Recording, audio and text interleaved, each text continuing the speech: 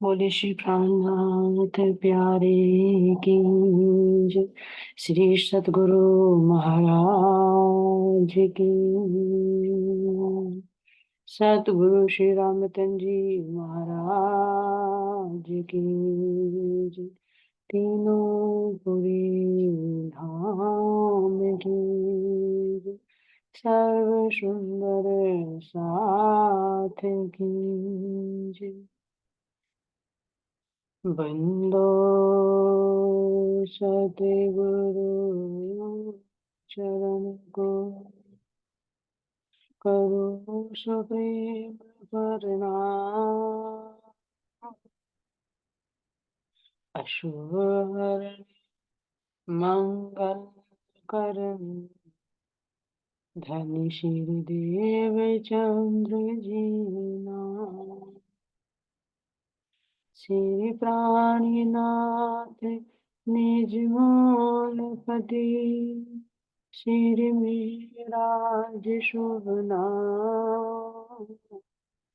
तेज कुंवरी श्यामा युगल को पल पल करूं प्रणाम। पिया जी को पल पल करूं प्रणाम। श्री प्राणीनाथ तुम सत्य हो तुमसे चलत जाओ। मैं अधीर करनी बागृह की लाज। बागृह की लाज। बोले श्री प्राणनाथ प्यारे की जय। श्री सतगुरु महाराज की जय। प्राणाधार प्यारे सुंदर साथी, आप सबके धाम हृदय में विराजमान प्राण प्रियतम प्राण वल्लभ के नूरी चरण कमलों में कोटि कोटि प्रेम प्रणाम जी। प्राणाधार प्यारे सुंदर साथी, अब सतगुरु महाराज जी का ध्यान करते हुए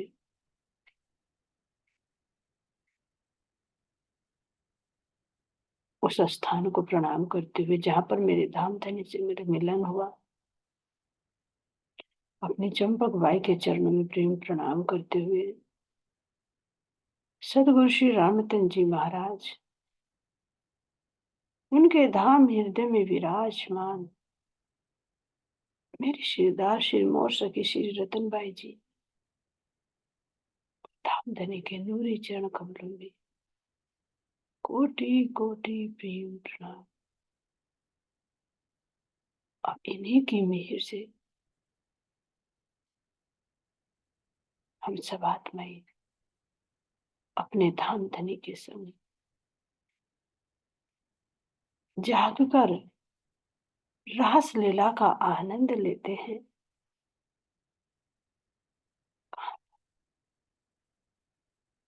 श्री गुरुमठ जी दरबार, जहां पर मेरे प्राण प्रियतम अपने आवेश रूप से इंद्रावती जी के हृदय में विराजमान होकर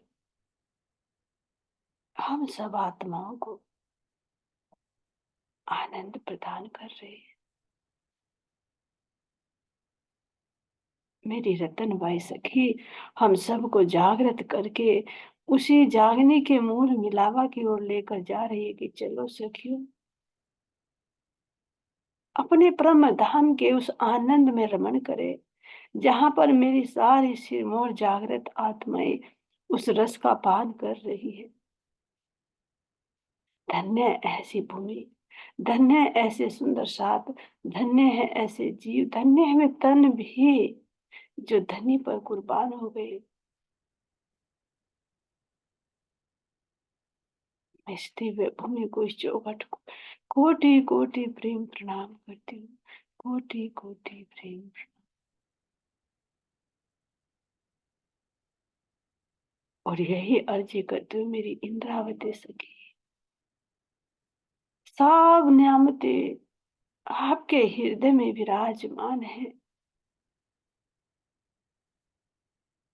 आपको धनी ने सब हुक्म देकर भेजा।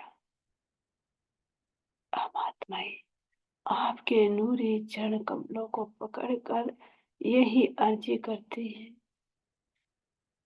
कि मेरे ऊपर जो इस जीव का, इस तन का, इस प्रकृति की जो विकृति फैली हुई है, उन विकृति को दूर करने में मेरी मदद कीजिए। आपके बल के बिना, आपके जोश के बिना ये कार्य संभव नहीं है।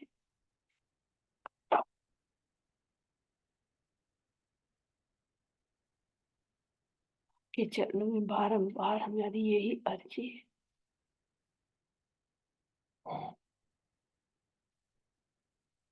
ऐसा जागृत कीजिए किस जीव की सारी विकृति, इंद्रियों की विकृति दूर होकर ये भी आत्मा के रंग में रंग जाए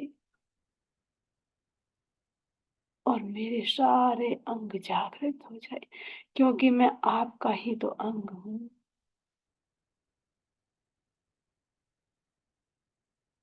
मैं जो आत्मा हूँ, मैं दृष्टा हूँ। मैं कौन हूँ धनी? आपने बताया तो कोई और नहीं, तो मेरे हृदय की इच्छा का ही स्वरूप है।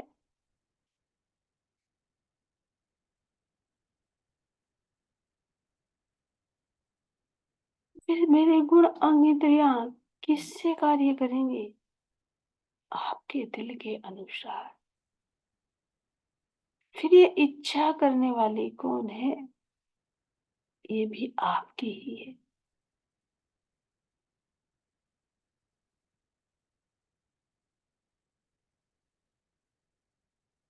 मेरे प्राण प्रियतम, मेरे प्राण वल्लभ,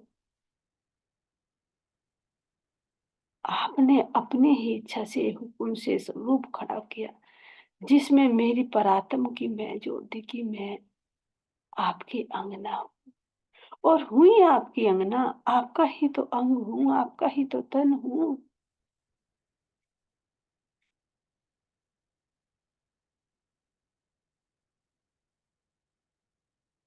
अपने अंगों को जागृत कर दीजिए मेरे धाम के द्वारा।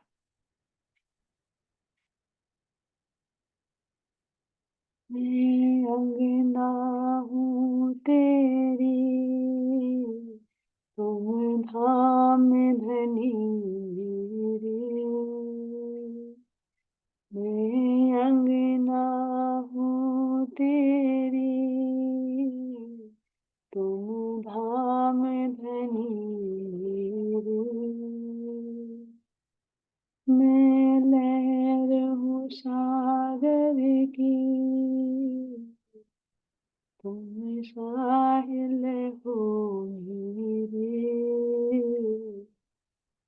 तुम साहिल हो मेरे।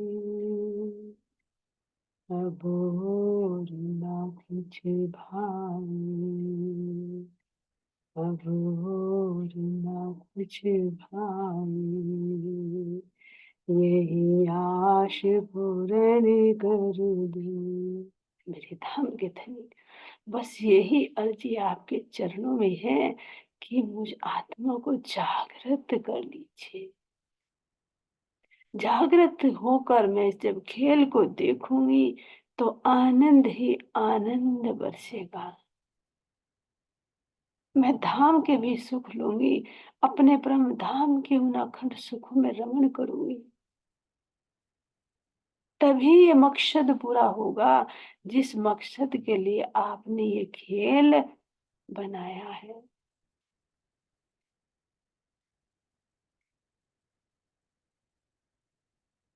आपने खेल हमें आनंद देने के लिए बनाया है, दुखी करने के लिए नहीं।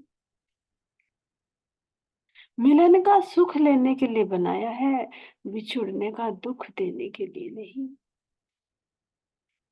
मेरे प्रियतम, आपने मूल मिलावे में बैठाकर जो खेल दिखाया, हंसाने के लिए दिखाया है, रुलाने के लिए नहीं।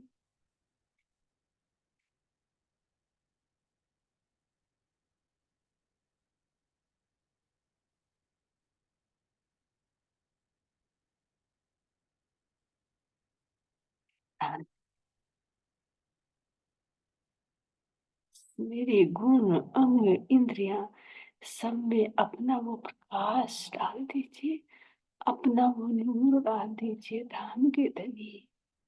और कुछ नहीं चाहिए, बस तू चाहिए, तेरा संग चाहिए।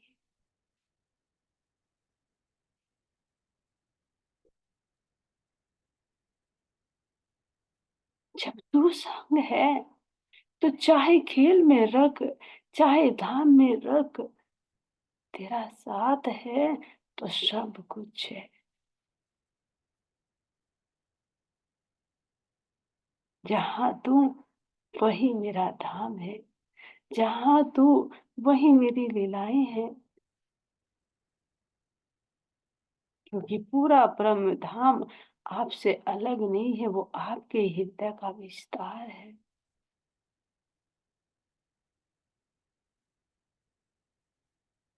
आप, आपके अंतःकरण, आपकी इंद्रियां, इन सब में जब मैं रमण करूंगी तो यही तो मेरा रंग महल है। ये प्राण प्रियतम, रंग महल यानी आनंद का महल। तो आनंद मुझे किससे मिलेगा? आपसे मिलेगा। दुल्हन को सुख किससे मिलता है? पहला सुख किससे मिलता है? अपने सुहाग का सुख होता है, ना कि उसके मकान का सुख होता है। दूल्हा ना संग हो तो क्या करे ऐसी इमारतों का, क्या करे ऐसी सेज्या का, क्या करे ऐसे व्यंजनों का। उसके लिए तो धनी ही सब कुछ है।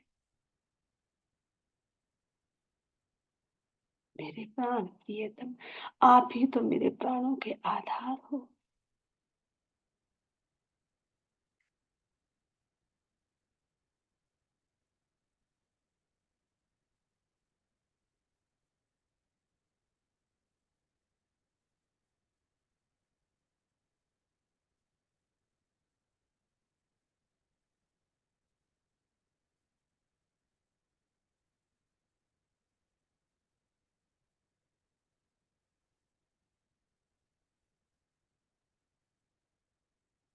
आपके हृदय से जब वो प्रेम रूपी रस प्रवाहित होता है मेरे दूल्हा, यही तो मेरे लिए जमुना जी है।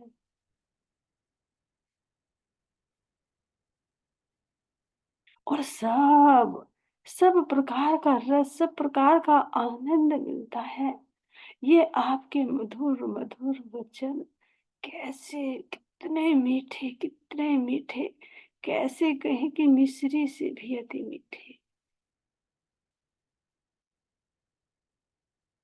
मीठा शब्द भी कहा जा रहा है, वो मीठे से भी परे है।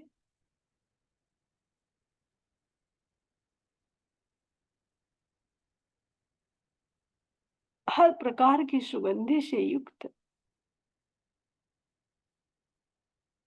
तो जैसे जैसे मेरे धाम के दूल्हा के हृदय में वो प्रेम भाव छलकता है, ऐसे ऐसे ही श्री जमुना जी में वो लहरें उठती रहती है।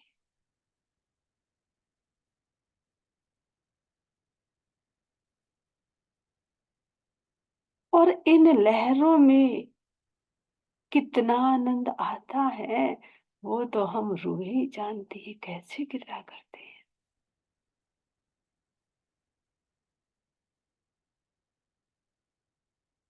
इस मधुर वाणी से जितने भी गुण स्वभाव प्रकट होते हैं,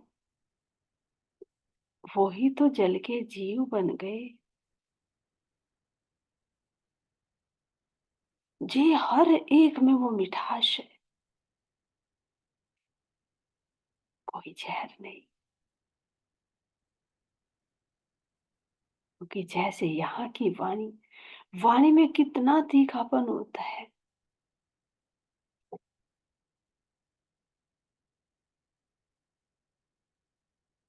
जिसको कड़वे वचन कहा जाता है। तो डंक मारना ही तो होगा विषैले। जो रचना से यहाँ पर भी विष फैलाया जाता है, लड़ाई झगड़े किए जाते हैं, तो यही तो विषैले जीव जंतु बन जाते हैं। मीठे बोल होते हैं तो कितनी मिठास होती है। तो जैसे जैसे हृदय के भाव होते हैं, उन भाव के अनुसार वो शब्द प्रकट होते हैं। उन शब्दों से ही तो यहाँ के ये जल के जीव बन जाते हैं। जहर फैलाने का काम करती है रचना, तो वही सांप बिच्छू ये बन जाएंगे।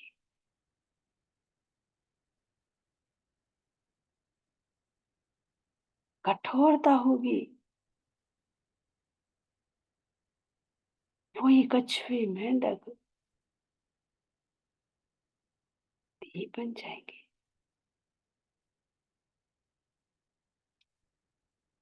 यानी तीनों गुणों से युक्त जो जीव हैं, जो जल में रहते, वो सब बन जाएंगे। रसना से ही वो प्रकाश मिलता है, तो वही जल में रहने वाली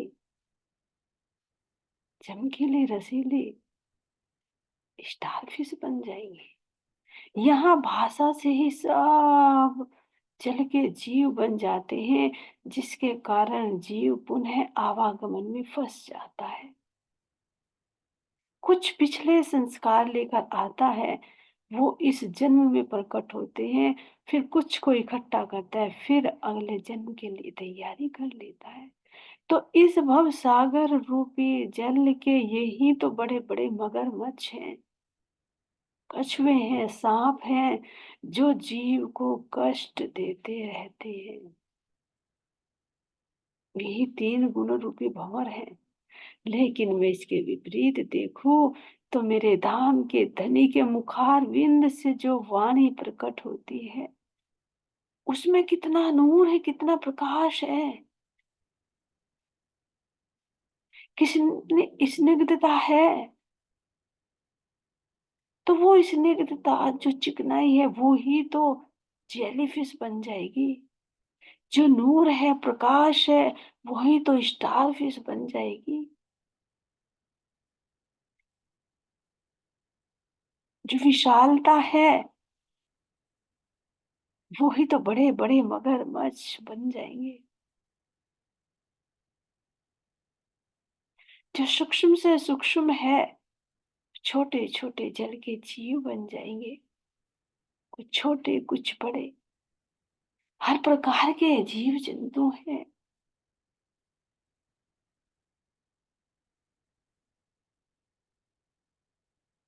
क्यों? क्योंकि जब मूल से निकलता है तो बहुत छोटा होता है, लेकिन धीरे धीरे उसका जब विस्तार बढ़ता है, तो वो उससे बड़ा, फिर और बड़ा, फिर और बड़ा, फिर और बड़ा। तो ऐसे मेरे धाम के धनी दिखा रही है कि जल के जीवों में भी सब प्रकार के, कोई छोटा, कोई बड़ा, कोई उससे बड़ा, कोई सबसे बड़ा।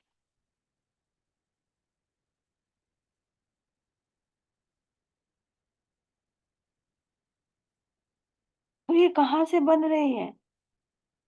मेरे धाम धनी की इसी रचना से तो बन रहे हैं।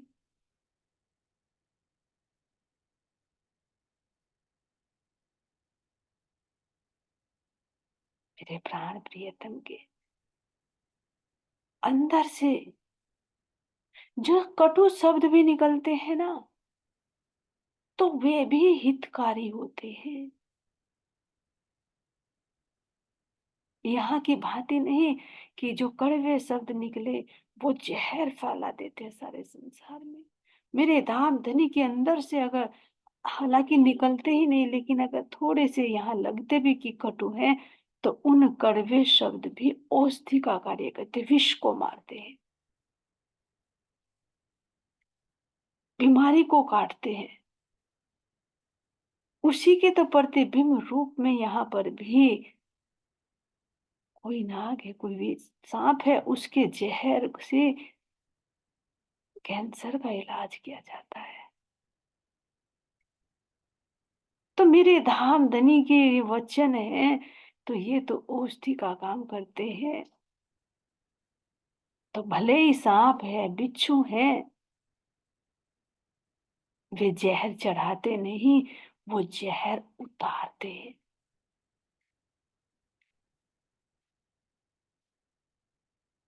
माया का जहर उतारते, विकारों का जहर उतारते हैं।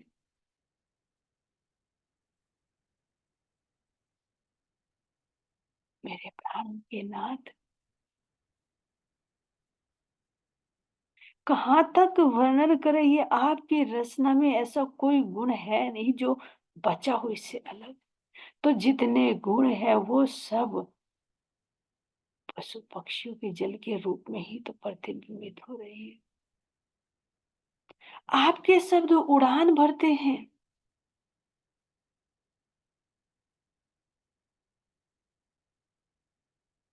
तभी तो यहाँ पर ये उड़ने वाले जल के जीव भी बन गए है ना। ताकतवर है आपके शब्द, भारी है, ओछे नहीं है, हल्के नहीं है जैसे माया के शब्द हल्के होते हैं। मेरे धाम धनी का एक एक शब्द वजनदार है, पावरफुल है। तो यही तो भारी भारी जल के जीव बनेंगे। यही तो एक ताकतवर जो घोड़ा होता है, दरियाई घोड़ा बनेगा।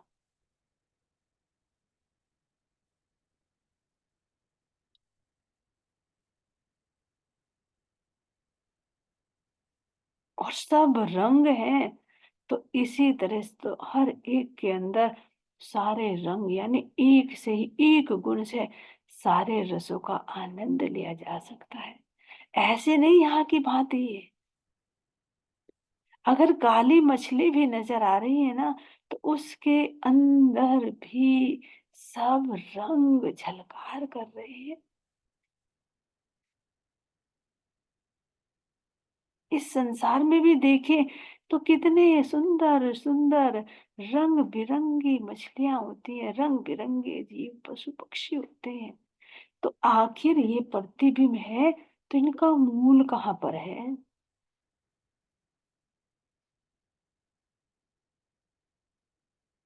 आखिर ये जल के बिना रह क्यों नहीं सकते? क्योंकि अगर धाम धनी के रसना से रस नहीं टपकेगा, नहीं निकलेगा, तो भला ये जीव जंतु कैसे बनेंगी?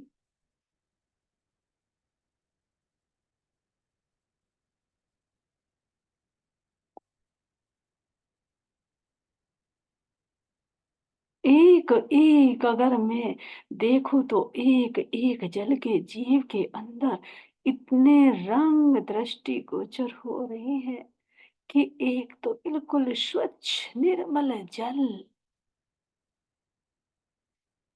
और उस जमुना जी की जो तलहटी है, जो जिमी है, उस जिमी पर भी इतना प्रकाश, इतने रंग दृष्टि गोचर हो रही है कि जैसे पाल है ना, ऐसे ही ये मेरी जमुना जी की गहराई की जिमी है।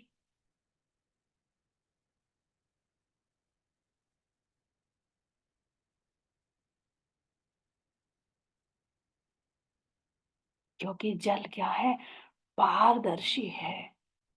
मुझे इसके अंदर स्पष्ट नजर आ रहा है कि मेरी जमुना जी की जिमी कितने रत्नों से युक्त है। कैसे झिलमिला रही वो झलकार है, जो पूरे जल के अंदर प्रतिबिंबित होकर जल को भी रंग बिरंगा बना रही है।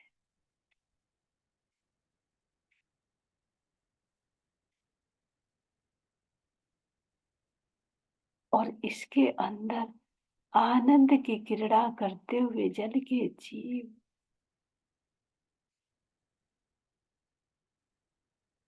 कैसे हम आत्माओं को आनंद प्रदान कर रहे हैं। कैसे मछलियां जब ऊपर को उछाल मारती है, तो कैसे उस रंग बिरंगी जल की बूंदों को लेकर खुद सारे रंगों से ओत प्रोत होकर पुनः जल में आती है, तो कितना सुंदर नजारा। और प्राण प्रियतम को देख कर तो ये ऐसे हिलोरे मारती है, ऐसे हिलोरे मारती है कि जैसे कि हम रूहें अपने धनी को देख कर दीवानी हो जाती है।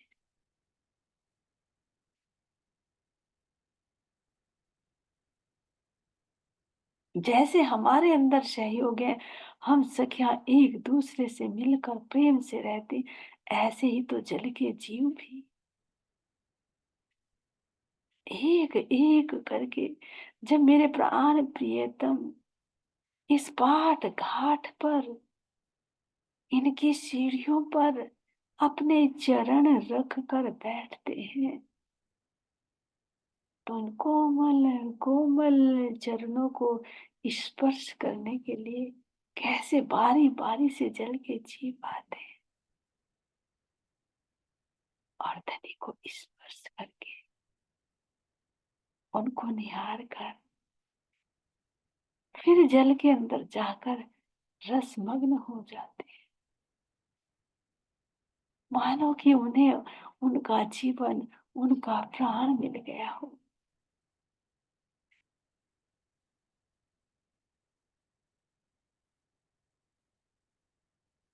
और तब धाम धनी अति प्रसन्न होते हैं और प्रेम भरी निगाहों से देखते हैं, तो ये जल के जीव भी एक टक धनी को देखते रहते हैं और इतने विह्वल हो जाते हैं कि प्राण प्रियतम जब दिल में लेते हैं कि अरे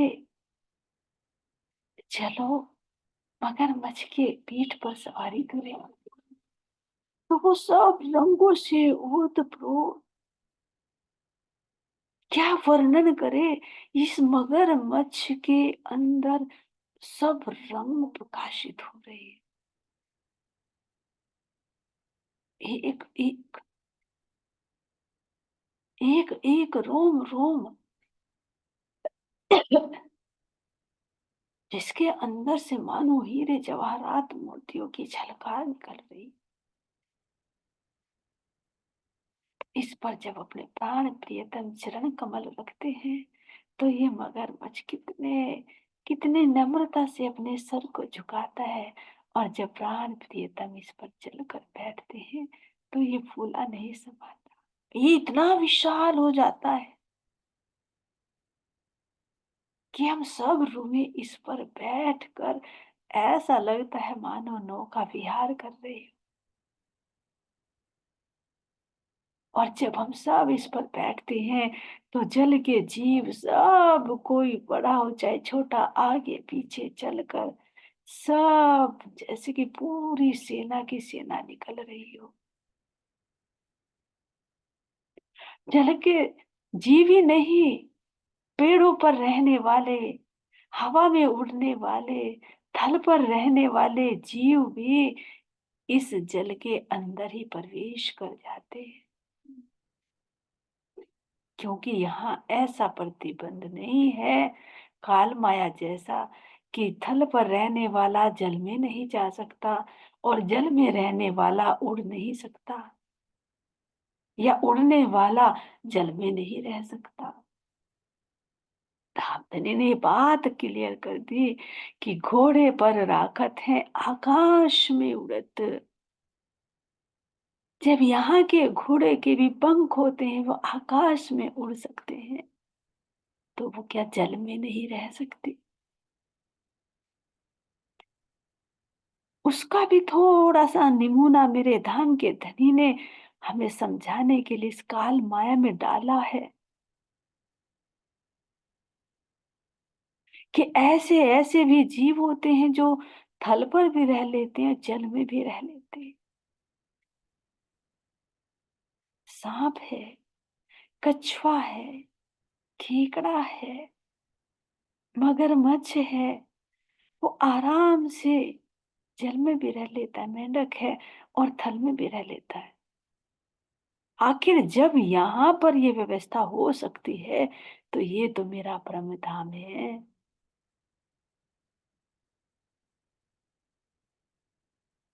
ऐसा हो ही नहीं सकता कि जल के जीव धनी की सवारी में चल रहे हो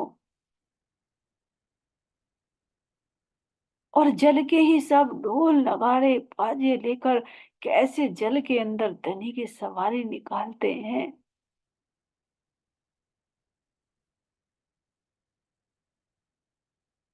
वर्णन नहीं किया जा सकता। तो वे पेड़ों पर बैठे हुए पक्षी क्या ऐसे ही देखते रहेंगे? उन्हें डर तो नहीं है कि हमें कोई जीव खा जाएगा? नहीं, वे चाहे तो जल पर चल सकते हैं और नहीं तो जल के रहने वाले जीव ऐसी अगवानी करते कहते आओ आओ, तुम हमारी सब पीठ पर बैठो ना। अरे हम तैरते हैं, हमें धनी ने तैरने का गुण दिया है तुम्हारे अंदर भी, लेकिन नहीं, तुम हमारे जल में आए, हमारे घर में आए, तो आइए आप हम सवारी पीठों पर बैठ जाइए और धनी की जय जयकार करते हुए चलिए।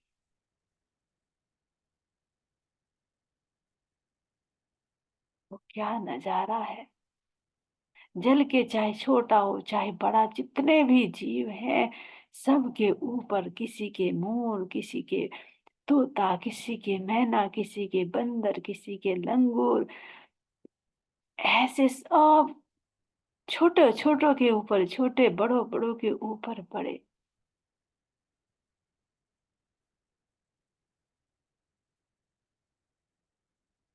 और जब मस्ती छा जाती है तो धनी के संग में सब के सब, क्योंकि जल भी तो चेतन है, वो भी तो लहरें लेता है। उसके हृदय में जब आनंद की लहरें उठती हैं तो वो ऐसे उछाल मारता है कि जितने भी बैठे सबको हिला देता है। ऐसा लगता है मानो जल कह रहा हो कि मैं तुम्हें झूला झूला रहा हूँ। तुम क्या अपने रंग महल में, क्या अपने वनों में झूला झूलते हो, मेरे पास भी तो झूला है। तो पूरी जमुना जी का जल कैसे एक तरफ से दूसरी तरफ हिलता है, तो झूले का आनंद प्राप्त होता है।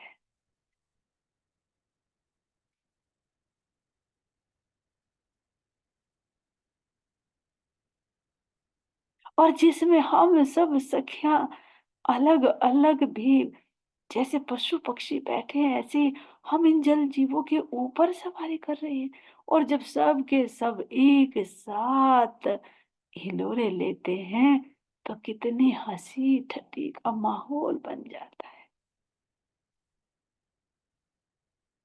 और ये एक ही जगह नहीं सखियो, ये सोचे कि सब एक ही जगह नहीं, ये पूरे परम धाम की जितनी भी चेतन सामग्री, वो सब इसका आनंद लेती।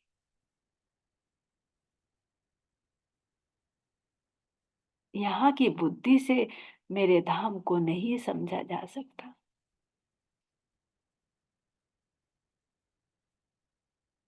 सब झूला झूलते हुए नजर आ रहे हैं। घाट घाट भी जल के साथ साथ कैसे हिलोरे ले रहा है।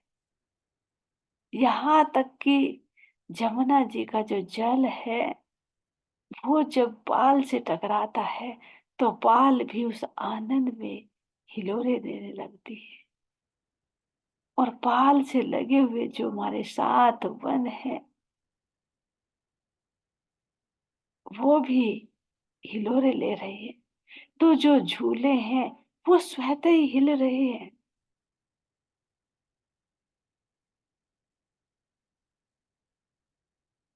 और जब वो हिल रहे हैं तो रंग महल भी उस आनंद में डूबा हुआ है। इधर देखे तो अक्षरधाम के जो सात वन है वो भी हिलोरे ले रहे हैं। अक्षरधाम को देखे तो वो भी उस आनंद की मस्ती में है। उसके अंदर जितने भी सामग्री है सब, चाहे मेरे सातवीं आठवीं के झूले हो, चाहे सेजिया हो, चाहे सिंहासन हो, सब उस आनंद की मस्ती में डोल रहे हैं। यूं देखते जाएं तो चाहे होज कोसर हो, चाहे पुखराज हो, चाहे मानिक पार, पूरा परम धाम इस आनंद के झूले में झूल रहा होता है। इसका प्रतिबिंब भी मेरे धनी ने दिखाया कि जैसे यहाँ पर भी समुद्र के अंदर जब ज्वार भाटा होता है तो कैसे कुछ ना कुछ सुनामी आते, भूकंप आते हैं। आखिर क्यों, क्यों होता है? ये परम धाम के संकेत ही तो मेरे धाम धनी ने सृष्टि में डाले हैं। कह रहे जिसको मेरी रूह ही समझेगी।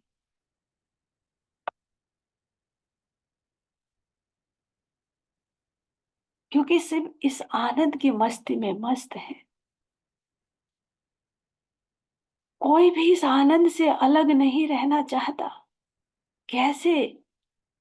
जैसे यहाँ हृदय में अगर आनंद की या दुख की कोई लहर उठती है तो क्या कोई गुण अंग इंद्रियां उसके प्रकाश से प्रभावित नहीं होती?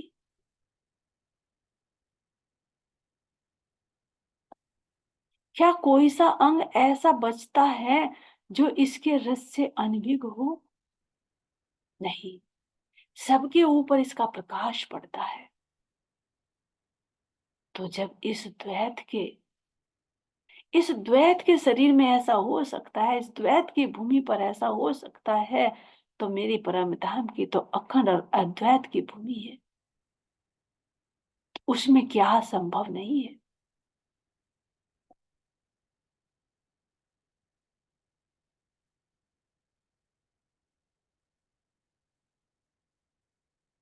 ऐसे मेरा पूरा ब्रह्म धाम उस आनंद की मस्ती में मस्त हो रहा है।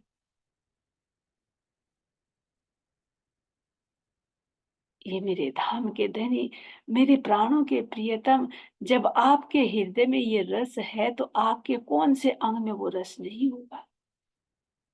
तो पूरा परम धाम मेरा इसी आनंद की मस्ती में मस्त हो रहा है। ये मेरी अद्वैत की भूमि है।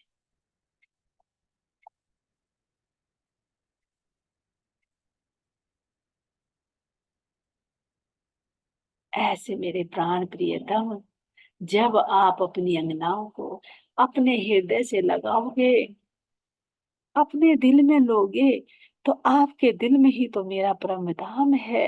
आपके दिल में ही तो सारे रस हैं। हे मेरे धाम के धनी, मेरे प्राणों के प्रियतम, अपनी अंगनाओं को अब तो अपने में समा लीजिए और धाम के ये अखंड सुख में रमन कराते रहिए। यही आपके श्री चरणों में हम सब की अर्जी है। जो लाड़, जो प्यार दे रहे हैं, उसका कितना बार शुक्राना करे, कोटि कोटि बार शुक्राना करे, वो भी थोड़ा है मेरे धाम के धनी। ये आपका लाड़ है, आपका प्यार है। आपके श्री चरणों में हमारा कोटि कोटि बार प्रणाम है। सब सब